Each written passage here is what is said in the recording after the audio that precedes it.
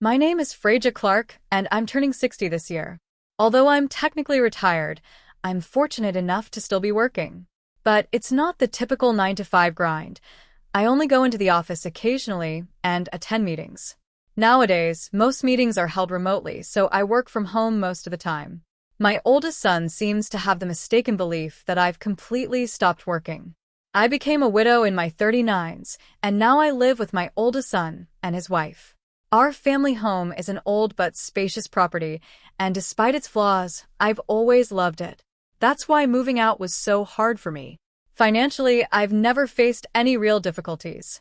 Most of the life insurance money from my late husband remains untouched, ensuring I don't have to worry about my twilight years.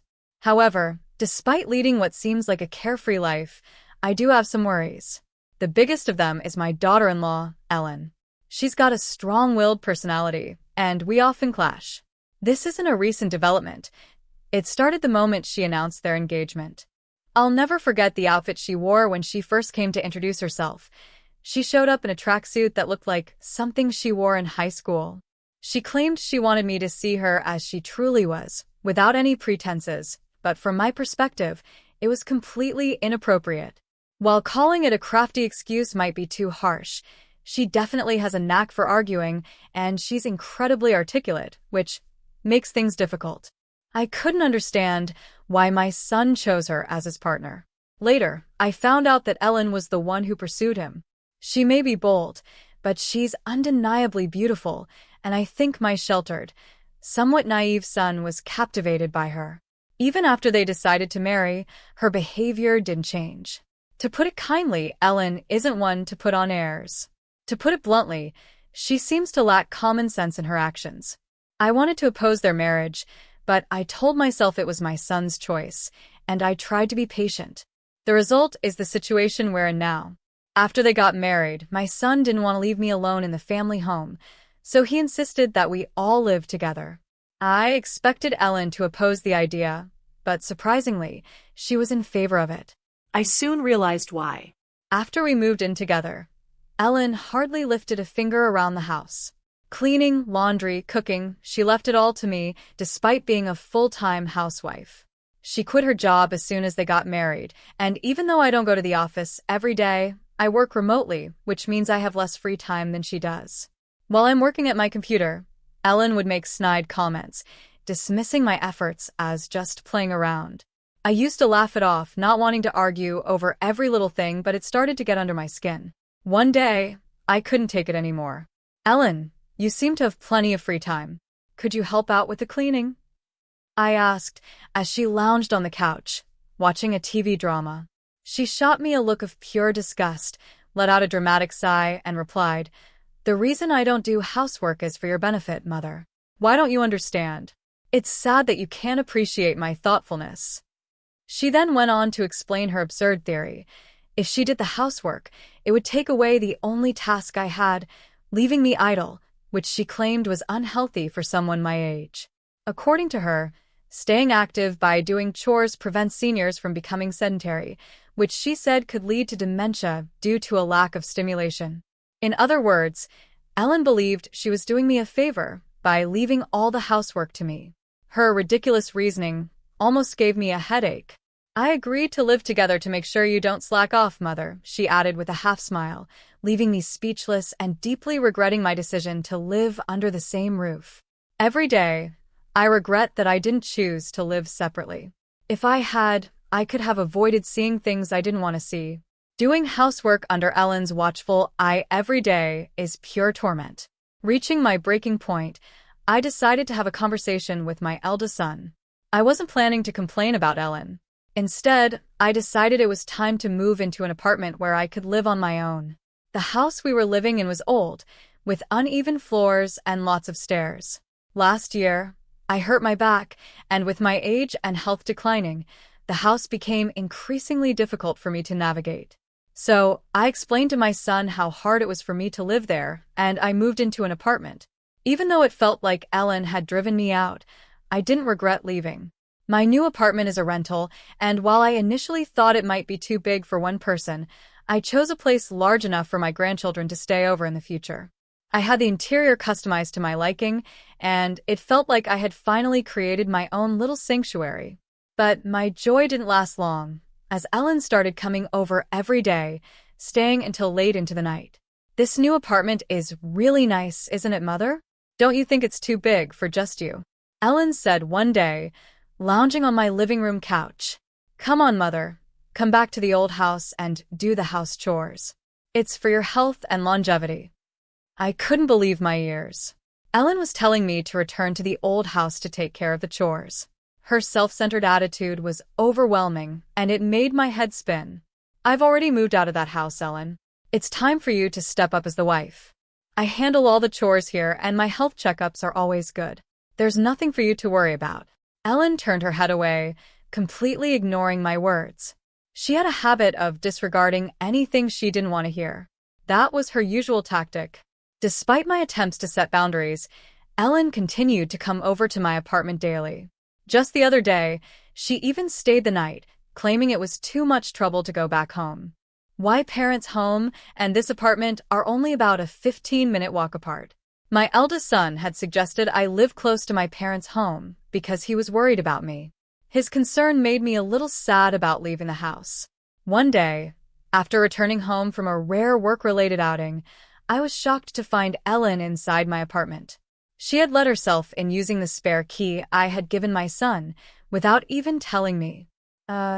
Welcome back," she said, lying on the floor in front of the TV, not even bothering to get up. "Ellen, that spare key is meant for emergencies, not for you to let yourself in whenever you please," I replied, feeling uneasy about her being in my apartment while I was away. For the first time, I spoke to her firmly. She seemed taken aback, as she wasn't used to me being so assertive. She shot me an annoyed look, but I stared right back at her. "You're really a stingy mother-in-law. I can't stand that about you," Ellen began to yell. "I can't stand anything about you, even this apartment. We're a family, so you should leave." With that, she tried to push me out the front door. It seemed she couldn't bear the thought of me living in this apartment. She was upset that they were stuck in the old house while I was living here, claiming it was unfair. "The rent for this place is being paid by James, isn't it? It wouldn't be strange for us, his family, to live here. That's what living beyond your means means." It became clear that Ellen thought my son was paying for the apartment. That explained why she was always showing up uninvited. In her mind, this apartment should have been a place for her family to live. "All right, I will leave," I said. I stared her down and responded, "All right, I'll move my things out within 3 days." Ellen, clearly suspicious, demanded I call a moving company right in front of her. Without hesitation, I pulled out my smartphone, contacted a moving service, and scheduled them to come in 2 days. Satisfied, she finally left. As I watched her walk away, I began to form a plan. As promised, I moved out, relocating to a senior-friendly apartment. I decided to give it a try for 2 weeks. I handed over the keys and lease documents to Ellen, instructing her to get the contract changed through the real estate agent. Thankfully, I'd known the landlord for years, and they were flexible with the arrangements, which was a huge relief. My eldest son was furious with Ellen for pushing me out, and he even started considering divorce. But Ellen didn't seem to care at all. In fact, she took it a step further by moving into my apartment, saying, "Well then, let's live separately." I could only marvel at how bold and shameless she was. However, in 5 days, Ellen would face the reality of her actions. While I was working remotely one day, my phone began ringing incessantly. It was Ellen, just as I had anticipated. I had a recorder ready, so I pressed the record button before answering the call. "Excuse me, Mother. What's going on with the rent for this apartment? Why am I the one who has to pay it? This isn't right." Ellen was ranting as soon as I picked up, and I could tell she was flustered. "Oh, but Ellen, aren't you the current leaseholder? It only makes sense that you should pay the rent. Is there a problem?" I replied in a calm and leisurely tone, intentionally trying to annoy her further. Ellen, already agitated, became even more flustered. "But didn't James used to pay the rent here? We're not even divorced yet, so shouldn't James still be responsible for it?" When Ellen had brought up the rent issue to my son, He told her that I knew the truth and suggested she call me. The reality was that my son had never paid the rent for the apartment. In fact, I had been secretly helping him out financially because of Ellen's extravagant spending habits. Ellen, you've misunderstood. I was the one paying the rent for that apartment all along. James didn't contribute a dime. I clarified, enjoying the moment. Ellen, who had been excited about living separately in the new apartment, seemed completely shocked. She quickly hung up after muttering a few words. Immediately afterward, I contacted my son and played back the recorded conversation for him. I've put up with this for a long time, but I've reached my limit. You feel the same, don't you? I said to him, aware that he was exhausted from dealing with the debts Ellen had accumulated. Despite how grown-up my son was as a parent, I couldn't help but lend a hand. Some might say I was too soft, but I believed it was natural for a parent to step in. My son replied quietly, I'll divorce her. I'm tired, too. Good. Then follow my instructions, I told him, laying out my plan. I first asked him to take 3 days of paid leave, starting immediately. I instructed him to quietly move out his important belongings without Ellen noticing. We didn't want her spotting any large trucks, so the move had to be discreet, especially since she might be lurking nearby. I advised him to gradually move things out during the night. The new location for his belongings was a single-family home I had found, where Ellen wouldn't be able to track them down. The plan was progressing smoothly and secretly. 3 days later, I received another call from Ellen. This time, she was even more panicked than before. What's got you so worked up? I asked, maintaining my deliberately relaxed tone. Ellen was clearly distressed, almost on the verge of panic. Mother, our house is up for sale, and my parents called to say that my belongings have been delivered to their house. What's going on? It seemed that my son had followed my instructions perfectly. He had sent all of Ellen's belongings to her parents' home and put their house up for sale, leaving it empty. The landlord told me that if I can't pay the rent, I should move out. I thought I'd talk to James about it, but when I got home, there were chains and a padlock on the gate. And I couldn't get in. There's even a for sale sign up. Ellen's voice was almost hysterical. She must have been in total shock when she arrived home. I've already signed a formal sales contract with the realtor. That house is no longer accessible to us, I said calmly. Ellen, there are a few things I need to clear up, I continued, ready to finally release all the stress I had been holding in. First, I'm no longer your mother-in-law, right? Yesterday, James filed for divorce. You signed the papers, didn't you? So now you and I are strangers. The day before, my eldest son had submitted the divorce papers to the city office. Ellen had signed those papers a long time ago, as she had a habit of threatening divorce whenever things didn't go her way. My son once told me that he had hoped Ellen would eventually change, that she would become the person he loved enough to marry. But it seems my son finally woke up. He signed the very divorce papers she used as a weapon, and he submitted them. The divorce was now official. You always told James that you could divorce him anytime. Well, now things have gone exactly as you wanted, haven't they, Ellen? I said, sensing her holding her breath on the other end of the line. She wanted to argue back, but she couldn't find the words. I could feel her frustration. And another thing, Ellen, I continued, I'm worried about you. After the divorce, how do you plan to keep living in that apartment without a job? Moving costs money too. How are you going to manage all of this? Ellen didn't bother hiding her anger anymore. She yelled and cursed at me, revealing her true feelings. She admitted that she had married my son because she believed my late husband left a large inheritance. But what she didn't realize was that I controlled that inheritance, and she couldn't touch a single penny of it. Her plan to pay off her debts by marrying my son had completely backfired. Of course, I let my son listen to this conversation as well. If it came to a divorce settlement, I planned to use the recording as evidence. I waited patiently for Ellen to finish her tirade, which lasted a good 15 minutes. Finally, her tone changed, and she began to plead with me, crying, I'm sorry. I've been disowned by my family. I have nowhere to go. Please help me. She confessed that her parents had cut ties with her because of her reckless spending and borrowing habits.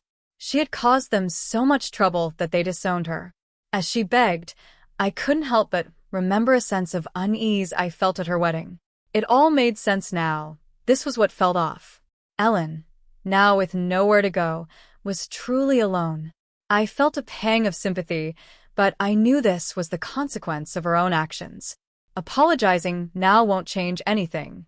We're strangers now, Ellen. There's nothing more to discuss.